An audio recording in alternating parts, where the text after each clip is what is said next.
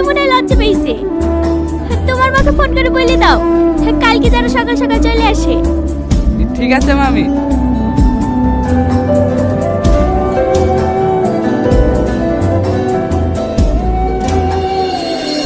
ছেলের তো মেয়ে পছন্দ আর আপনাদের ছেলে পছন্দ, তাহলে বিয়ের দিনখান ঠিক করে ফেলা হোক নাকি?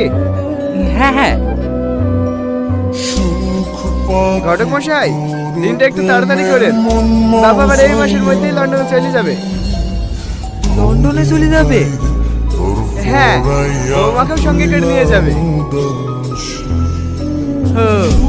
তাহলে ঠিক আছে। দুদিন পর একটা ভালো দিন আছে। দুদিন? কেন পেয়েছে? কোনো অসুবিধা আছে নাকি? অসুবিধা বলতে গেলে আমার তো একটাই মেয়ে, এটা একটু ধুমধাম করে দেওয়ার ইচ্ছা ছিল।